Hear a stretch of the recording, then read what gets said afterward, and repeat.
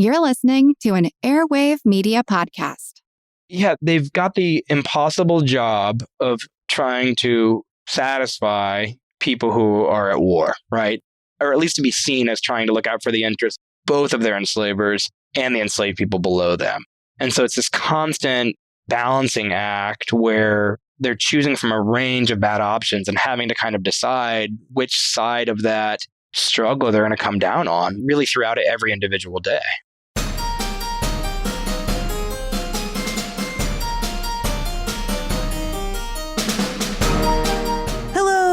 Welcome to episode 418 of Ben Franklin's World, the podcast dedicated to helping you learn more about how the people and events of our early American past have shaped the present-day world we live in.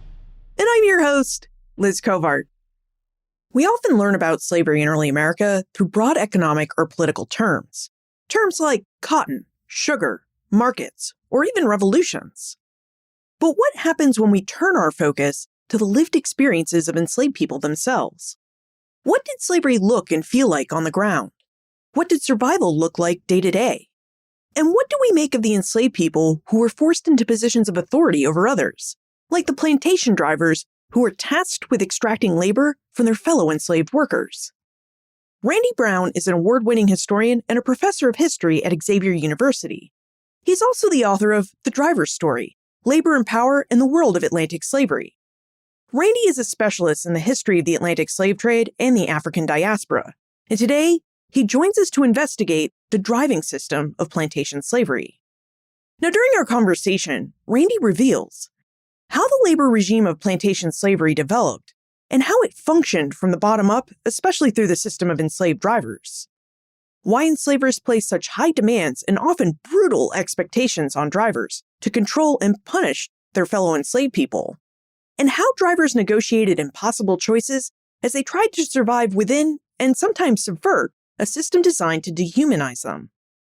Our conversation today is about power, survival, and the terrible moral weight enslaved people carried within a violent system that was not of their choosing.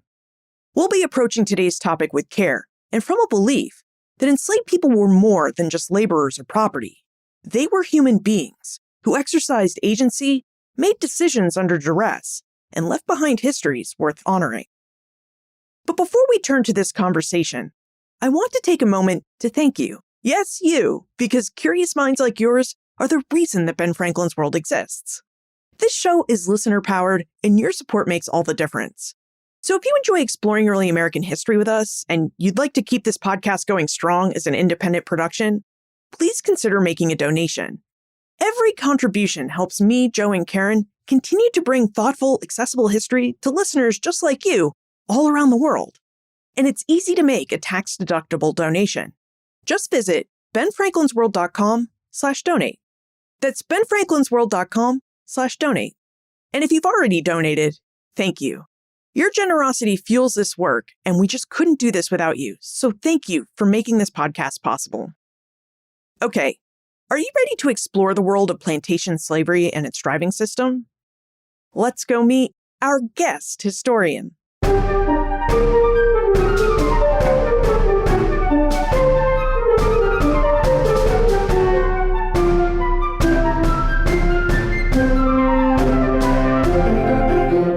Our guest is a professor of history at Xavier University.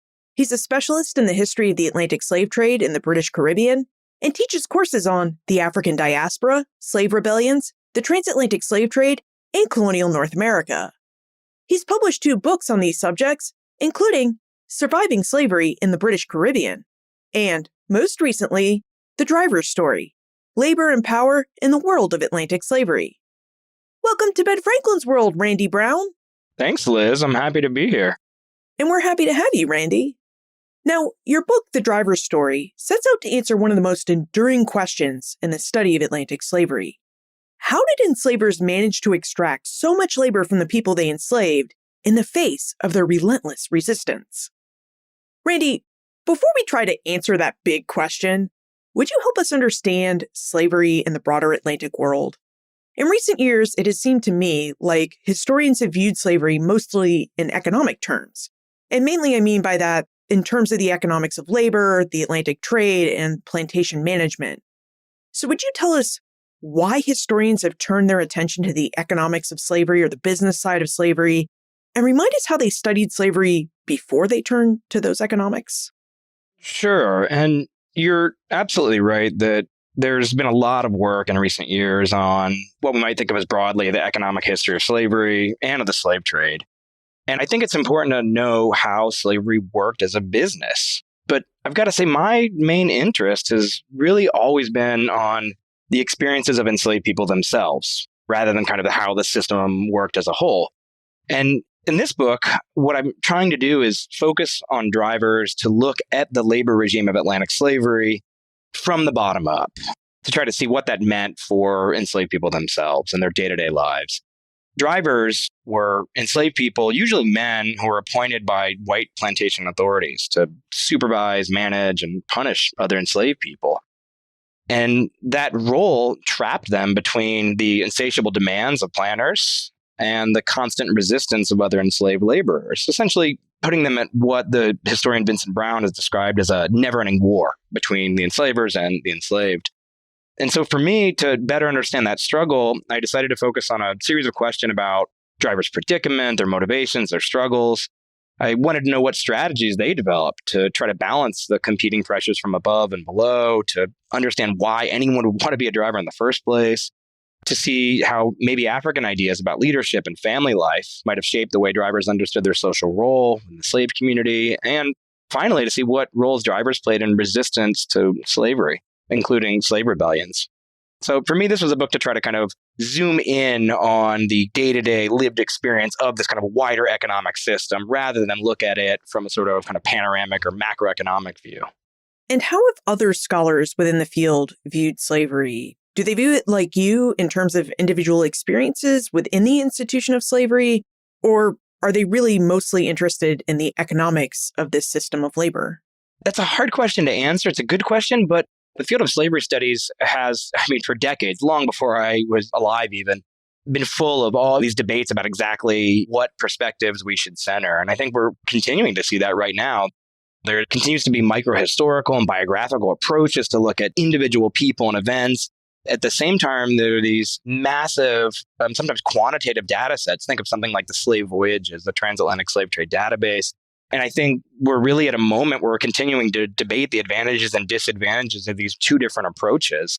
I don't think I should say it's a either or question. I think we can learn from and ideally integrate the approaches and insights of these different ways of studying slavery. Now, like other scholars before you point to 17th century Barbados as the origin time and place for the brutal form of plantation slavery that we've read and heard about in the Caribbean and on southern plantations in the British American colonies turned United States. What was slavery like in early Barbados, and how did that early form of slavery transform into the brutal plantation system that we hear about and read about? Yeah, Barbados is so important for the history of slavery in the Americas, the development of plantations. For me, in this book, one of the things I was trying to do was trace the origins of what enslavers called the driving system and the role of the driver itself. And all signs pointed me to 17th century Barbados. Starting in the 1640s, Barbados experienced a so-called sugar revolution, where struggling English planters, farmers really, shifted from a mixed economy, crops that weren't doing well, things like tobacco, in the face of competition from Chesapeake, actually, to the incredibly lucrative production of sugar. They, along the way, gradually moved away from a labor force that was made up mostly of white indentured servants and relied more and more on the transatlantic slave trade. And eventually, enslaved Africans became a demographic majority on the island. One of the things that happened during this transition was that English planters made some major innovations to the way sugar was produced. That included building their own mills to process sugar on the same plantations where it was grown. And you might think, well, how else was it done previously? And this is something you see in the early Brazilian sugar industry, for example. The growing and manufacturing processes took place in different locations by enslaved labor forces working under different management and owners. In Barbados, instead, you have these new, what they called integrated plantations. And one thing that they relied on was a much larger labor force, usually 100 or more enslaved workers. And to manage these larger labor forces, enslavers developed a new method of labor organization that they called the gang system. That's where enslaved field laborers were divided into multiple work units or gangs who they put under the direct supervision, not of white plantation employees like overseers, but of enslaved supervisors who came to be known as drivers. Was there something unique or special about Barbados and its colonists that they were the ones to develop and innovate with this driving system of slavery? Because France, Spain, and the Netherlands also claimed colonial islands that had slavery that practiced slave labor systems. But it was the English system in Barbados that developed into this style of plantation slavery that colonies, even in these other countries or claimed by these other countries, would adopt. So why did the gang and driver system of slavery develop in Barbados and not in some other colony? There are some precedents for using enslaved supervisors in other places. And I should say that trying to figure out the real origin of the driving system and its early evolution is really difficult because the sources that we have from the earliest periods of slavery and sugar production in the Americas are so limited. There are some models that planters in Barbados seem to be borrowing from. I mean, one example from earlier colonial Brazil is a figure who's known as the sugar master. This is a sort of foreman who's in charge of the boiling house. The Royal African Company also used a figure known as a guardian on slave ships during the transatlantic slave trade. But it does seem like the position of the driver itself was something created in Barbados. It was an innovation from English planters. The earliest clear reference I found to drivers is actually from one of the earliest set of instructions we have about plantation management. It's a 1679 letter, so just a couple decades into the sugar revolution. It's a planter named Henry Drax who had moved back to England, and he's explaining how he wants his plantation managed. And one of the things he does in this letter is mention an enslaved man by name, and he calls him a head overseer. Then a couple decades later, we see the term driver itself becoming more and more common in other writing. And so it really seems to be the position tied to this gang system, which I should say starts in Barbados, but then gets adopted and borrowed by planters working in all kinds of other plantation systems, not just in the Caribbean and not just sugar. Now, before we dive into the driver system and how it can offer us an intimate or personal view of enslaved experiences, I'd like to talk about the sources you used. Randy, many scholars have tried to understand slavery at a personal level. They've tried to understand what the system's brutality meant for the individual enslaved people who experienced it. But everyone who has tried to look at slavery in this personal way has confronted a problem of historical sources. So what kinds of historical sources did you use, and what challenges did you face in your research of slave drivers as you tried to uncover how they experienced slavery? You're right that all historians of slavery confront this basic problem of the archive, where, frankly, most of the sources that we have don't let us get to a lot of the questions, things we'd most want to know. At the same time, I was determined to get as close as possible in this book to the lived experiences of drivers and other enslaved people. And so I looked at essentially everything I could find, a wide range of sources and archives and libraries, digitized sources in the US and Caribbean and Europe, everything that you might think of in terms of kind of classic sources for the study of slavery, planters' diaries, plantation management, manuals, letters from missionaries and abolitionist propaganda, slave narratives. But pretty quickly, I decided to concentrate on an unusually rich archive from the British Caribbean during the early 19th century. So this is a couple centuries after, really, a century and a half or two after the sugar revolution we were talking about a minute ago. This was a period of imperial reform known as amelioration. And one of the key things that happened in this era was that enslaved people in certain British colonies, not all, British Guiana, Trinidad, and St. Lucia, were given new legal protections and new legal rights, including the right to seek redress by going to colonial officials who were known as fiscals or protectors of slaves. And one of the key things those officials did was record extensive first-person, sometimes verbatim testimony from the people who appeared before them. And so we have this archive of thousands of enslaved people speaking, including what I found hundreds of drivers. Now, this is still an archive of mediated sources. It's full of gaps and silences and distortions. It's not perfect. We don't get transparent representations of what actually happened.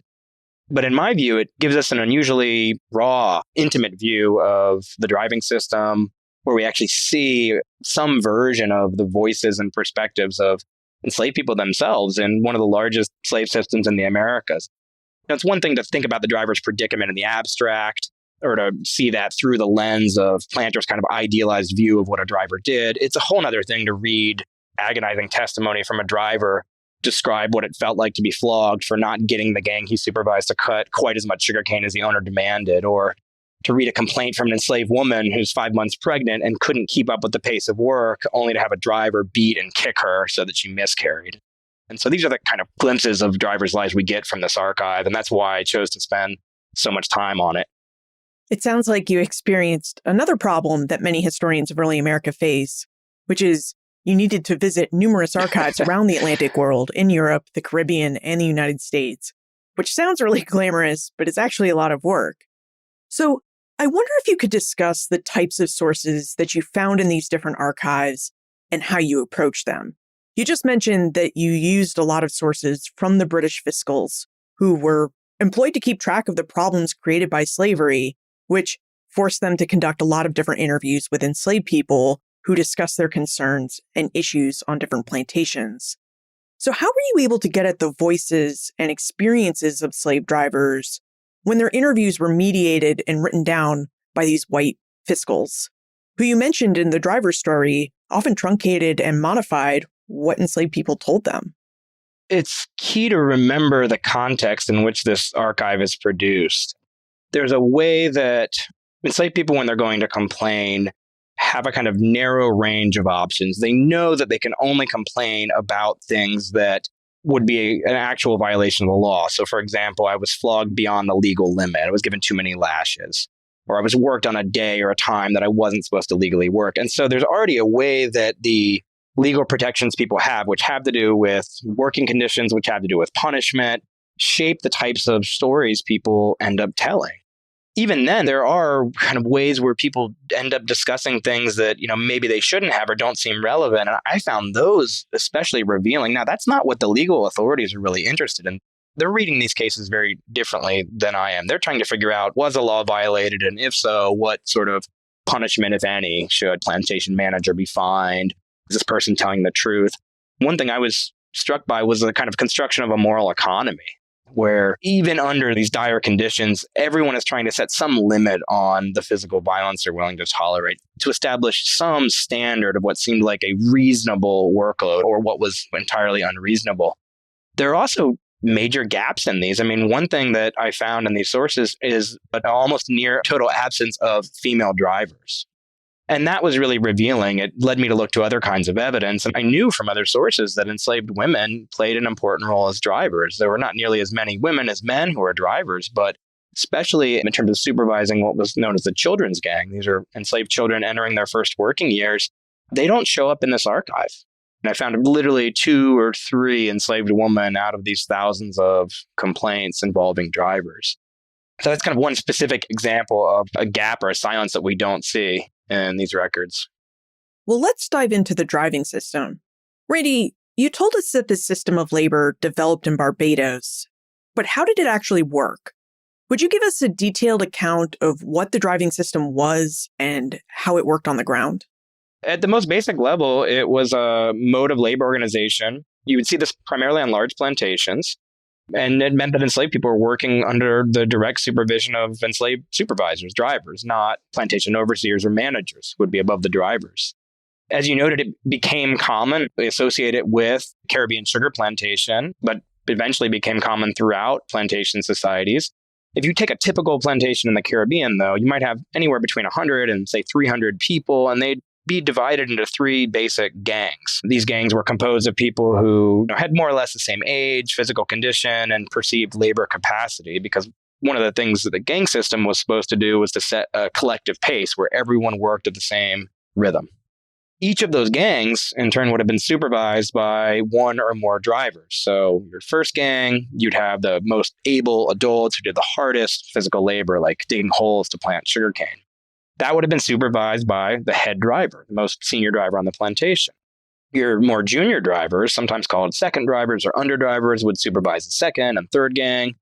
And then there was an additional gang, sometimes called the children's gang or the grass gang, where children as young as 6 years old worked under the supervision of female drivers. These were usually elderly women who had been kind of retired from field work. They weren't physically capable of doing the hardest field tasks.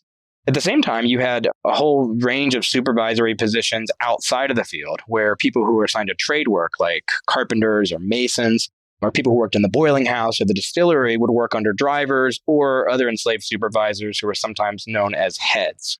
And so the key point is that if you were an enslaved laborer on a large plantation in the Americas, the person most likely supervising your work directly for making sure that you stayed at the same task, that you finished it, that the work was performed to a certain standard would have been another enslaved person, would have been the driver.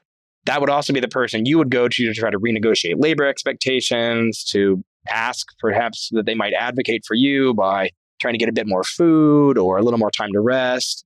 And the driver was also the person who was in charge of directly punishing you.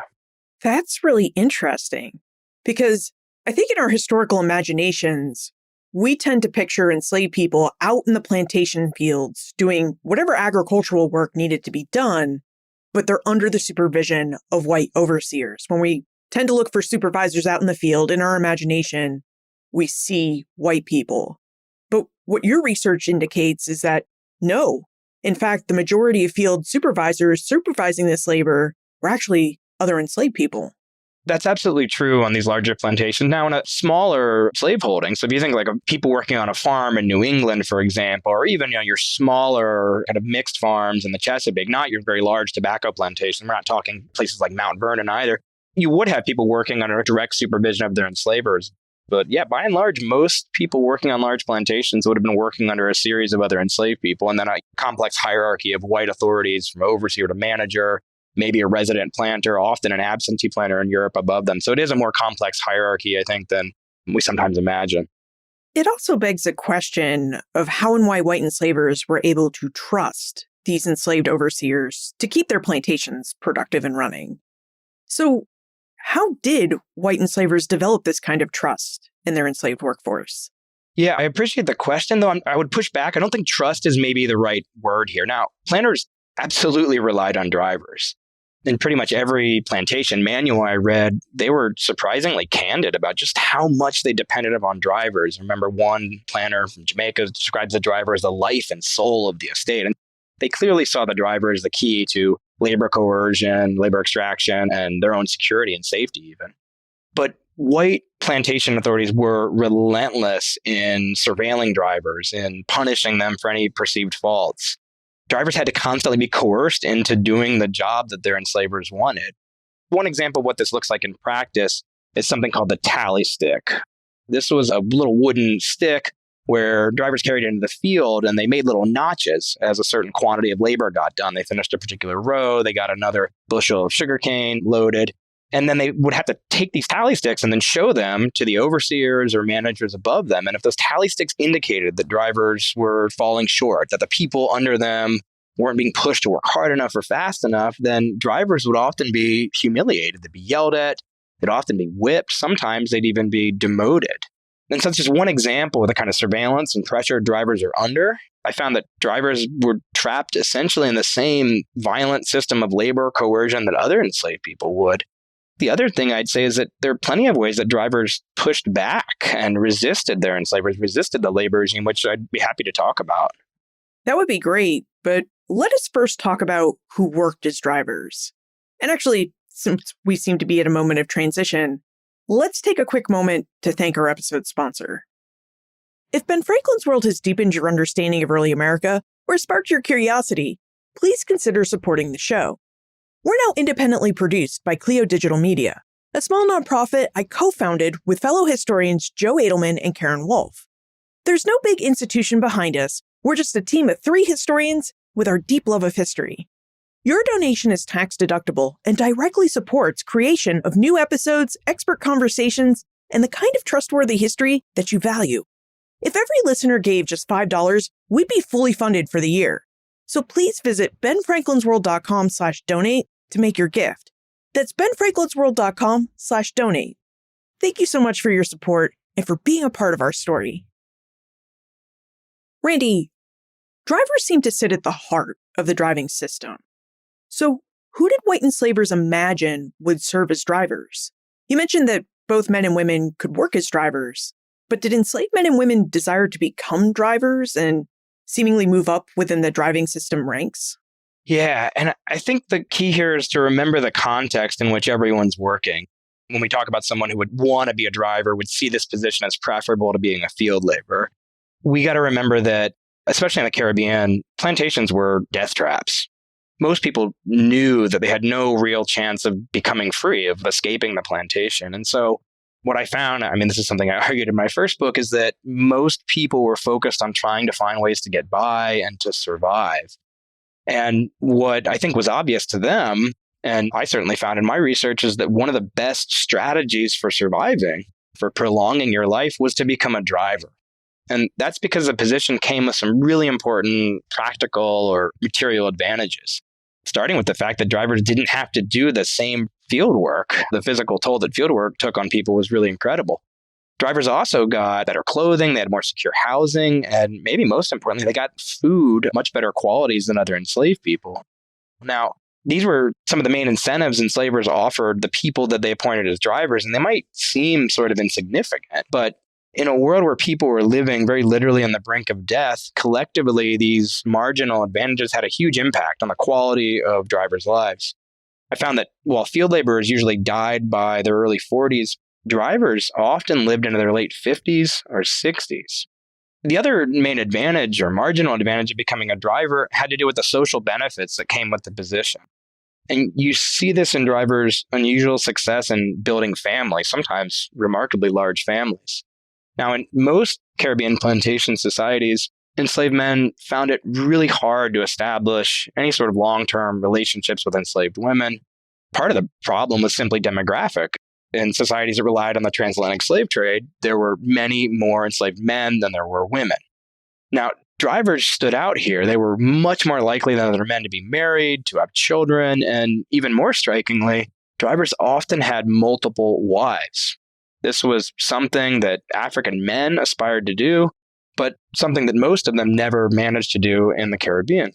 And so it seems that becoming a driver was not only a social or a survival strategy, but also was a way of resisting the threat of social death. In terms of who planners wanted as a driver, the main thing that they were looking for is someone that they felt, back to your early question, that they could more or less trust, someone who had proved themselves to be responsible. They highlighted a couple particular qualities. They are generally talking about men. Their kind of idea of a driver, they go quickly to their idea of a head driver, which is not for them as they sought a position for women. They thought the driver had to be someone who was a skilled laborer themselves, and so they'd pick someone usually who had worked in field labor for several years or several decades. The other main quality they looked for in drivers, I find this even more revealing, they talked about candidates for the position of driver as someone who had broad respect within the slave community, someone who was seen as an authority. They couldn't just appoint someone who was widely feared or hated. They really worked to find someone who was already recognized as a leader among enslaved people. I found that very revealing. One of the things that struck me as I read Randy's book, The Driver's Story, was how the material conditions that enslaved people lived under could improve if they became drivers. Randy, could you talk to us about the food and clothing that enslaved people received and how that food and clothing allotment might improve if they became a driver? Yeah, enslavers understandably were trying to give people the bare minimum that they could. They were obsessed with maximizing profits. They really cared nothing about the human toll that plantation labor took on enslaved people. Your recently arrived African captives would survive the so-called seasoning period of adjustment to the work regime, to new disease environment, usually for just a few years. And then if they did survive that, field laborers are sick something like half of the time. Part of the reason why is they're really barely meeting their basic nutritional needs. They're working, despite the kind of idealized images we sometimes see in illustrations, enslaved people were working essentially naked or near naked in the field. Drivers really stood out. Drivers were given larger rations or so-called allowances of clothing. They were given much larger rations of food. You see this from that very first plantation, that set of instructions I mentioned from Henry Drax in Barbados, where he says, hey, my head overseer, essentially the driver, enslaved overseer, he needs to get double the quantity of salt fish. This was the primary protein staple for enslaved people in the Caribbean, double what other people get. Drivers would often have shoes, they'd have a coat, they'd have much better clothing. And so these material advantages made them, it's hard to kind of describe this in a way that's satisfying. They're materially much better off than other enslaved people. This let them essentially live longer, healthier lives than pretty much anyone else on the plantation. Another aspect of the driving system that struck me as I read the driver's story is how women and women drivers really underpinned the driving system. Because the work of enslaved women was really to educate children and newly informed enslaved people about how to do the labor that was expected of them. Randy, would you tell us more about the work of women drivers and the type of driving work they performed as compared with their male counterparts? Yeah, I'm glad you asked about that because I think for all kinds of reasons, our popular image of who the driver was is that it was an enslaved man. And honestly, at first glance, most of the evidence that survives suggests that at least when it came to managing adult field laborers, the driver who would supervise first or second gang, that this was an exclusively male occupation. One of the best sources we have for enslaved people's so-called occupations or the particular jobs they did are these registers of enslaved people from the early 19th century British Caribbean. And if you look at the way people are listed in terms of what roles they played, women are almost never recorded as drivers. But I knew from other sources that there actually were a significant number of women drivers, which you can only see by triangulating different types of evidence. I would, for example, be reading about a female driver in a missionary's journal, and I'd go to look her up in the registers to try to learn more about her, where she might have been born, what family connection she had, only to find that there she would be recorded as a field laborer. So there was a kind of archival erasure, which I think has led a lot of historians to underestimate the presence of women drivers. I want to highlight two things. One, these women who were, despite planners' gendered ideology, their bias against using women for specialized and supervisory work, sometimes they were doing just that, which seems a pretty clear recognition that women indeed could do this sort of work. Much more commonly, though, the women who worked as drivers supervised those children's gangs I mentioned earlier. These were children who performed comparatively light work like weeding or spreading manure to fertilize crops. This was a really gendered role, primarily occupied by enslaved women. And I think one of the most disturbing things about it is their job was less to extract labor from these children. I mean, it did certainly contribute to the productivity of the plantation, but their primary job, at least as planners saw it, was essentially to acculturate children to the intensity of field labor under the driving system. It was a sort of perverse apprenticeship into slavery. And planners talked about it as essentially a nursery school for enslaved children, where they molded children into enslaved labor, teaching them what it meant. Part of that was learning how to do the actual agricultural labor involved, but part of that was learning that failing to follow orders, failing to show up on time, led to violence. They talked about these enslaved women needing to have, a twig or a stick or a small whip to flog these children, which, deeply disturbing to read and write about. I am curious about the violence of slavery because it seemed like drivers had to navigate violence and its infliction in order to push their enslaved workforce as hard as they could. And to push them hard, drivers needed to be able to apply violent means when they had to. So, how are drivers able to live with themselves after they inflicted violent means on the bodies and minds of their fellow enslaved people? Yeah, it's such a good question. And drivers found that aspect of their job to be deeply troubling. The problem for them, of course, is that they were working in a system where they didn't have a lot of other tools at their disposal. It's not like they could offer what we think of as positive incentives or pay people under them to try to get work out.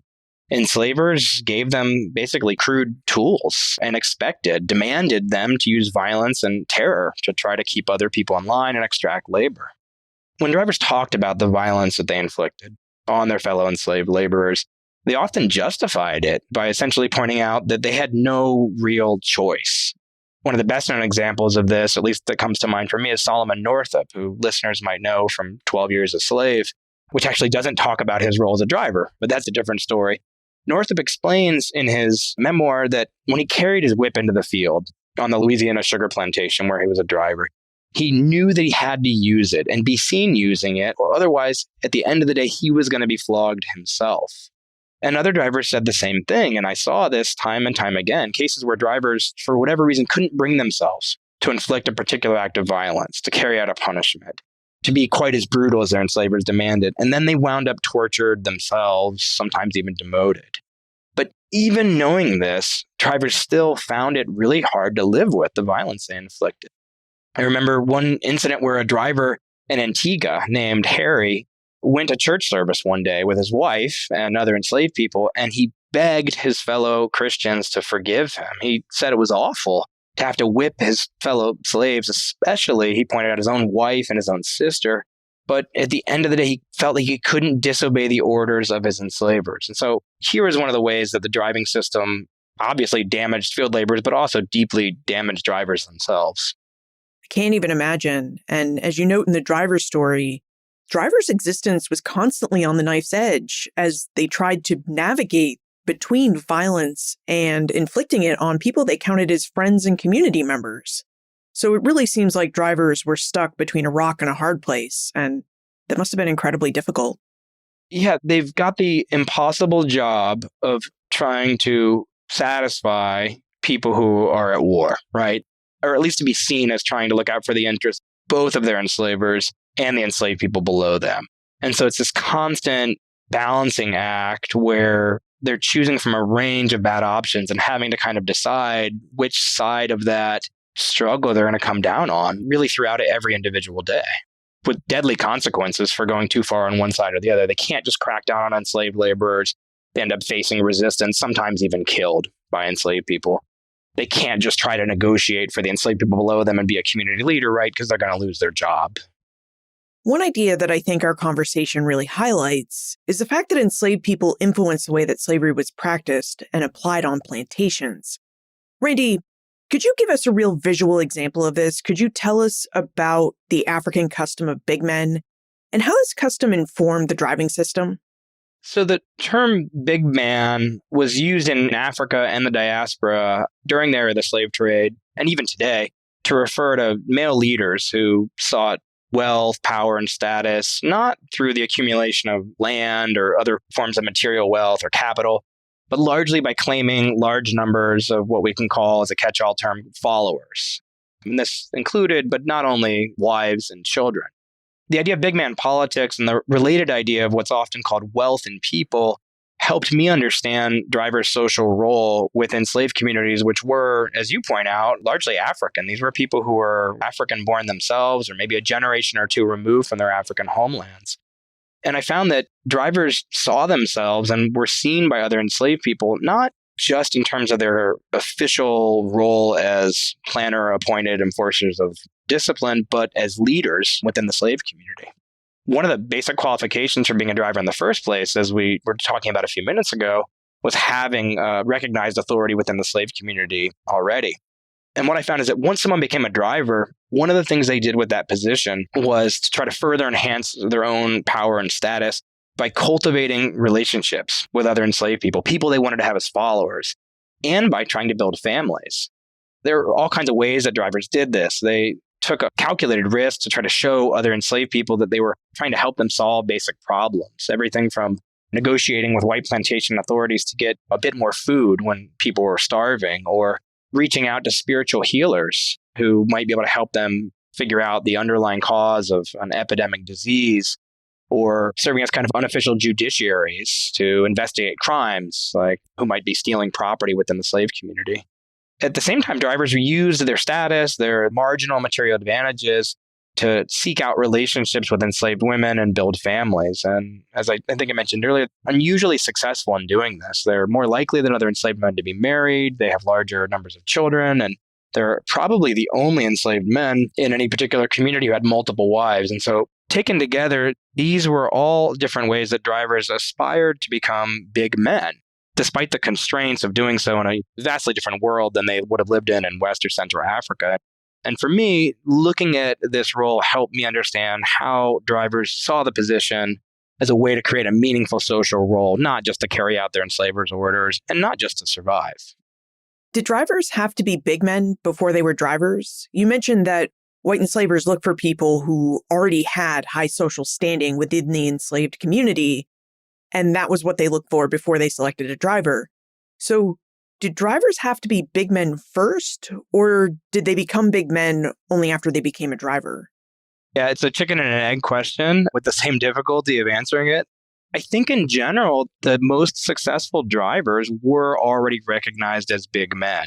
You certainly see some drivers who are appointed and don't serve all that long. They don't stay in the role all that long and get demoted fairly quickly. And there are different paths to demotion. But I think one common thread I saw in drivers who were demoted pretty quickly is that they could not get the enslaved people below them to follow their orders.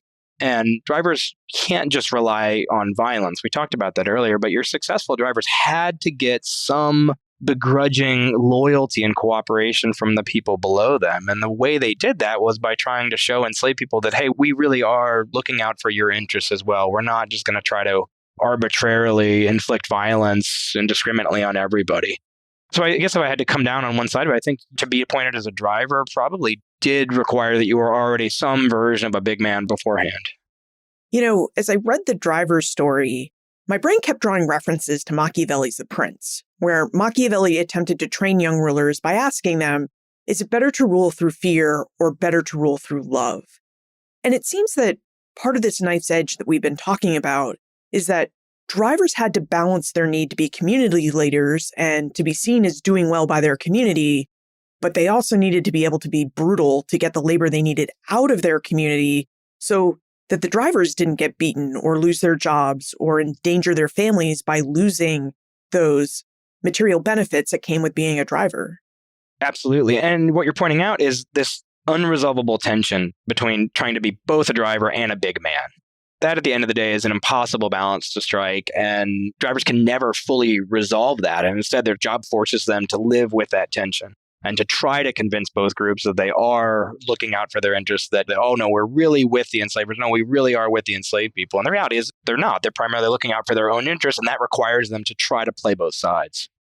I think it would be helpful for us to see this tension at play. And I think we can do that in the story of the driver January and his plantation manager Boaz. So would you tell us about January and Boaz and their disagreements as they work together on a Berbice coffee plantation? There are two key incidents to January's story, a decade apart. The first is an incident in 1819 that got January demoted. At that time, there's this massive epidemic on the plantation. In unusually high numbers, people are getting sick and people are dying. And January decides to reach out to a practitioner of obeah. This is a catch-all term for a variety of what were by then illegal spiritual healing and divination practices. It seems like other enslaved people on the plantation saw this as January sticking his neck out to try to help them solve a problem, an example of essentially trying to be a big man, right, and provide access to healthcare when white plantation authorities were either oblivious or indifferent. But since obeah was illegal, when white authorities found out what was going on, they saw January as defiant. They prosecuted him through the colony's legal system. January's branded, he's whipped, he's tortured, and he's demoted. He loses his job as a driver. So the interesting thing here is the other enslaved people on the plantation, though, it's not just January who is bitter about having been demoted for what he sees as having done nothing wrong. He's actually trying to preserve the lives of the plantation's workforce. Other enslaved people as well seem to respond to January with gratitude and loyalty. And so over the next 10 years, there are these small moments where January is really lashing out at Boaz, who was the overseer, who he held directly responsible for having lost his title and his role and all the benefits that came with it. He's telling enslaved people, hey, don't use Mr. when you're referring to Boaz, right? The honorific, just call him Boaz. At one point, he points to the burial ground on the plantation and tells Boaz in front of other white plantation authorities, hey, you're going to end up there soon enough, right? The most thinly veiled of threats. And this enmity between these two guys explodes 10 years later when a new resident owner arrives. And January stages this massive confrontation. He leads the whole slave population, this is some 200 people on the estate, to the owner's house, ostensibly to ask for a customary dram of rum to welcome him, but really to try to show him that he's the one who's in charge. And this enrages and shocks Boaz because, as he points out, when he rushes to confront him, hey, you're not a driver. And January doubles down and says, yeah, but you're just the manager. You're not an owner. Is the rum yours? Can you buy me? Are you really my master? And what happens is this huge riot. Boaz is essentially powerless to get anybody to drag January away. Everybody is really putting their life on the line to protect him and say, no, if you're going to take him and lock him up, you have to lock all of us up. And essentially takes several days to try to resolve this riot that almost turns into a rebellion. And so for me, January's story illustrates two key things. First, that demoting this kind of driver with broad support from below could be incredibly dangerous for white plantation authorities because they couldn't control that kind of authority. And second, that a lot of drivers succeeded way more than their enslavers wanted them to when it came to earning other enslaved people's respect and trust. And so it's an opportunity to see how drivers' power came not just or even primarily from above, from official appointment, but from below. One of the things that I wondered as I read the driver's story is, why didn't more drivers start rebellions? And then I read your last chapter, which is about the Berbice Rebellion of 1813, 1814, and realized that starting a rebellion was a really complicated proposition. So would you tell us about the Berbice Rebellion and about the complexities we can see for drivers if they were to offer and promote this form of resistance? There were all kinds of ways drivers resisted in smaller, maybe less dramatic, less public ways, right? Turning a blind eye to enslaved people who, say needed to leave the field to nurse children during the day, encouraging work slowdowns or sabotage. But you're right, the most dramatic, kind of egregious example is rebellion, where drivers are doing the exact opposite of what their enslavers expected them to do, right? Undermining the very system of plantation slavery. This 1813-14 rebellion was a conspiracy involving a few hundred, maybe a few thousand enslaved people on about 24 plantations in Berbice who planned to overthrow the colony's white authorities. And what drew me to this rebellion were the really crucial and conflicting roles that drivers played in it. There's three basic ways that drivers played important roles here. First, as with other rebellions throughout the Americas, some of the main organizers of this rebellion were drivers who planned the rebellion alongside other male leaders of diasporic African national groups. At the same time, other drivers played the key role in undermining the rebellion, telling white authorities about the rebel plot right before the rebels could attack, and so they're whistleblowers. And finally, many drivers, like most enslaved people during the rebellion, when confronted with a revolt in the making, did have to make these calculated decisions. Should I join? Should I betray the rebellion? And ultimately, what they decided was to try to stay out of the fray, to try to dodge the rebellion. And so this was an opportunity to see what rebellion meant for drivers and what drivers meant for rebellion. One of the most interesting things I found when I looked at the political aspirations of the drivers who did lead this rebellion, or their vision of what freedom was going to look like, was that they wanted very different things than ordinary enslaved people. Instead of liberating everyone and abolishing the plantation system, the drivers here simply wanted to overthrow white authorities and then run those plantations themselves alongside other elite men, or men who served as officers in these African nations. These drivers imagined a world where a lot of the hierarchies of the plantation system would continue. They would be on top, while the people that they referred to as the so-called low class of people, field laborers, would work directly for them. Now, understandably, most enslaved people weren't willing to risk their lives for this kind of revolution. And so for me, looking at drivers in this rebellion and what they wanted to get out of it, it deepened my understanding of just how hard it was to build the kind of solidarities and support you needed to wage a successful war against slavery.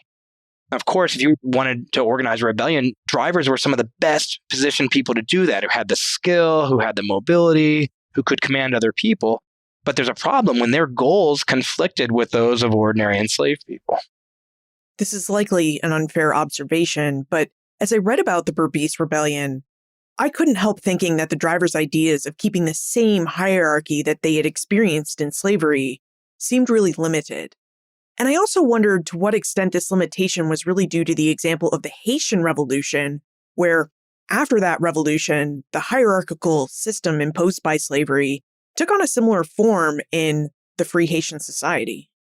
You're right to zoom us out from this particular rebellion, because I think you do see the same basic dynamic elsewhere. You do see it in the Haitian Revolution, where there is this huge tension between what, on the one hand, elites wanted out of a revolution. They certainly wanted that to improve their own lives. They wanted freedom for themselves, but they're not trying to create an egalitarian or democratic social order. They're not trying to end plantation production. You see that even earlier in the huge 1763 rebellion in Berbice, where there's this clear division between what's really an elite male dominated rebellion, and then the ordinary, the massive enslaved people who try to stay out of it because they frankly don't see it as serving their own interests. I mean, everybody could agree that overthrowing white enslavers is a good idea. The question is, well, what comes next? How is society organized? Who's in charge? What are the relationships between laborers and the people above them, if any? And these were really questions that we see being grappled with throughout the age of revolutions that came after the American Revolution. Yes, yes. Randy, at the outset of the driver's story, you mentioned that studying drivers offers us a very intimate view of slavery. Would you tell us why that is and how you think this intimate view that you've painted for us in your book, The Driver's Story, adds to our knowledge about slavery in the Atlantic world? So over the past few decades, really, I think there have been two basic approaches to the study of Atlantic slavery, to kind of grossly oversimplify a really complex and dynamic field. On the one hand, there's been a lot of work that has emphasized the overwhelming power of enslavers and of the institution itself, including the ways that slavery and the slave trade commodified human beings and extracted and concentrated enormous wealth.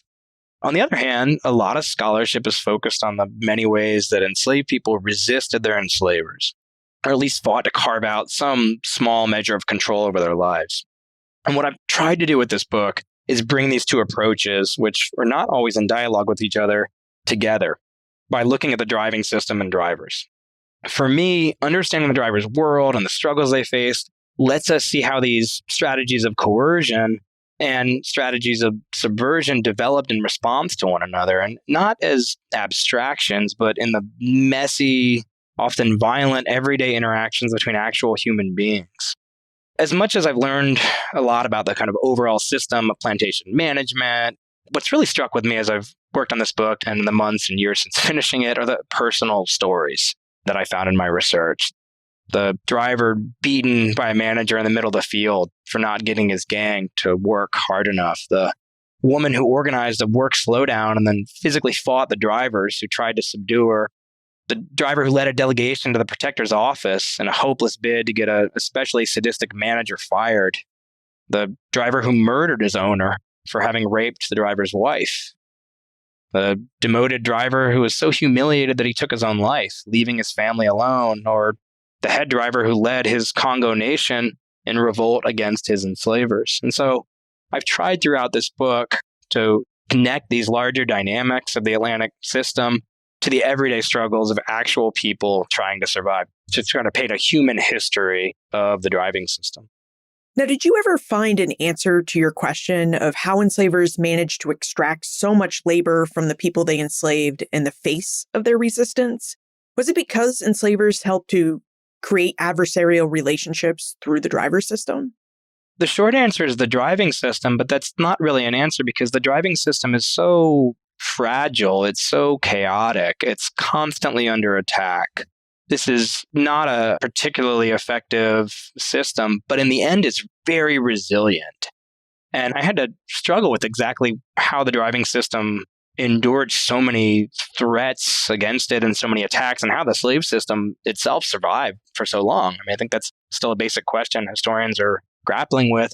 And one reason the driving system, I think, worked for enslavers is that it encouraged enslaved people to see themselves as adversaries. It encouraged drivers and the people below them to not form common cause. And so then as now, one of the ways that capitalism functioned was essentially to encourage people to see themselves really as opponents rather than as potential allies against these larger forces. There's certainly exceptions to that rule, but I think that's largely how enslavers wanted the driving system to work, and it's one of the kind of most insidious things that it did. Now it's time for us to move into our segment 1776 in context. So now that we're in the midst of the 250th anniversary of the American Revolution, in your opinion, Randy, how do you think your research helps us better understand the American Revolution and its broader impact? I think it's important to see the American Revolution and to see early North America more broadly as part of a much wider Atlantic world, what Karen Wolf has called vast early America. As a historian of slavery, I'd make a pitch for not only putting slavery at the center of the story of the Revolution, as a lot of historians have been doing for quite some time, but even more broadly of looking at freedom struggles and at rebellions way beyond the colonies that became the United States and beyond the people we normally think of as the main characters in the American Revolution.